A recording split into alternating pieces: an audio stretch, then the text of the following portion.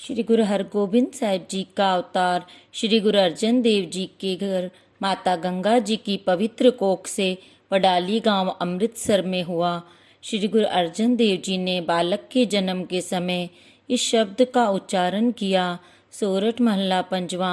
परमेश्वर दिता बनना, दुख रोग का डेरा बनना, अनंत करे नर नारी, हर हर प्रभ कृपा धारी, संतो सुख होआ सब थाई, पार ब्रह्म पूरन परमेश्वर, रव रया सबनी जाई, तुर्की बाणी आई, तिन सगली चिंत मिटाई, दयाल पुरख मेहरबाना, हर नानक साच वखाना।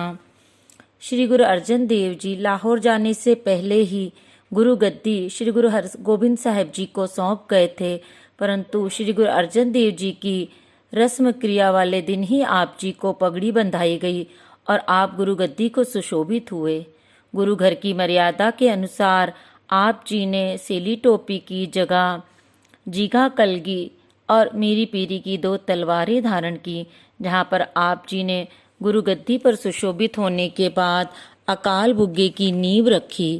अकाल बुग्गे की तैयारी आरंभ करके आप जी ने सब मसंदों और सिखों को हुक्मनामे लिख दिए कि जो भी सिख हमारे लिए घोड़े और शस्त्र भेंट लेकर आएगा उस पर गुरु जी की बहुत खुशी होगी। सुनकर सिख और मसंद गुरु जी के लिए बहुत तेज घोड़े और शस्त्र भेंट लेकर आने लगे। इस तरह थोड़ी समय में गुरु जी के पास घोड़े और शस्त्र इकट्ठे होने लगे। गुरु जी रोज जंगल में शिकार खेलने जाते ताकि वारे और घुड़सवारी का अभ्यास हो सके। गुरु जी का नित्य क्रम सुबह उठकर स्नान करके अपने आत्म स्वरूप में लिव जोड़ के बैठ जाना, फिर समाधि से उठकर हरमंदिर साहिब के दर्शन करके अकाल बुग्गे आकर बैठ जाना।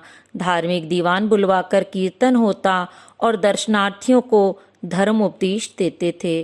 भोजन खाकर विश्राम करके तीसरे पहर दीवान सजाकर पुरातन शूरवीरों की वारें ठाटियों से सुनते और फिर योद्धाओं को शिकार पर ले जाते।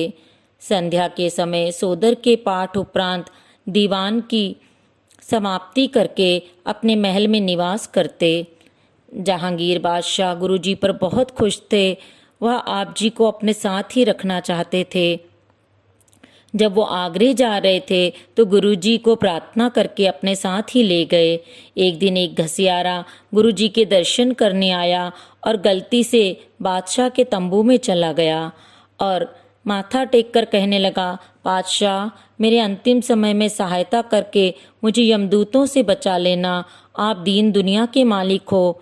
तो बादशाह ने कहा, मैं इस दुनिया का मालिक हूँ, मैं सिर्फ दुनिया के पदार्थ दे सकता हूँ, परंतु परलोक में सहायता करने वाले का डेरा उधर लगा है, उधर जाओ।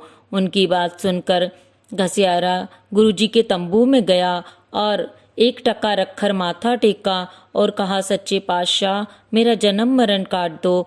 घसियारे की श्रद्धा और प्रेम देखकर गुरुजी ने उसको सतनाम का उपदेश देकर उसकी मनोकामना पूर्ण करके उसको निहाल किया।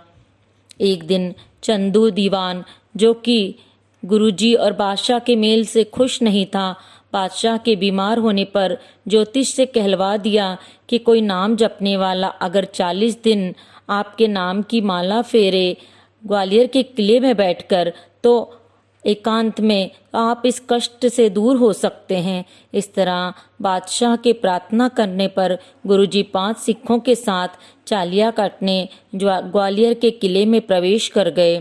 बादशाह की आज्ञा के अनुसार वहां पर उन्हें हर प्रकार की सहूलियत मिलने लगी।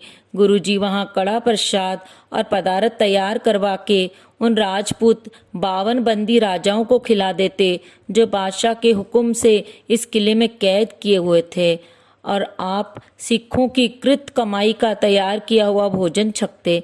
40 दिन उपरांत बादशाह रात को डर डर कर नींद में उठने लगा, शरीर में कष्ट होने लगे। तब पीर जलाल ने इसका कारण बताया कि तूने किसी प्रभु के प्यारे को दुख दिया है जिसका फल तुझे मिल रहा है।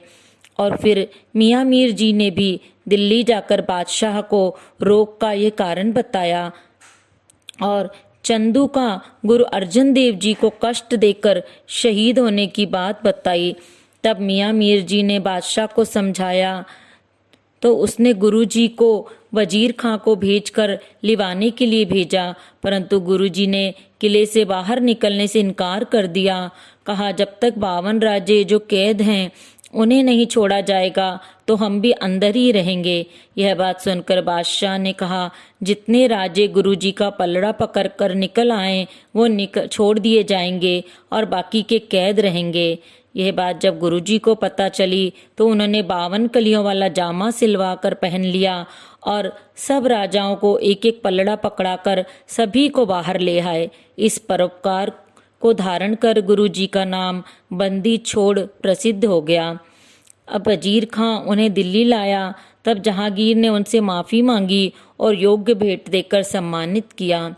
बादशाह ने चंदू को भी गुरुजी के हवाले कर दिया और कहा, यह आपका अपराधी है जिसने आपके निर्दोष पिता को घोर कष्ट देकर शहीद किया है। इसको जो जी में आए सजा दो। तब सिखों ने चंदू के हाथ पैर बांधकर उसे मजनू के टीले में ले आए। उपरांत गुरुजी अमृतसर जाने लगे तो बादशाह भी साथ में आए। फिर गुरुजी अपने घर महलों पर आ गए और उनके अमृतसर आने पर उन निवासियों ने और सिखों ने बहुत खुशी मनाई। घर घर में दीपमाला की गई और बाजे बजाए गए। वाहिगुरु जी का खालसा, वाहिगुरु जी की फतेह।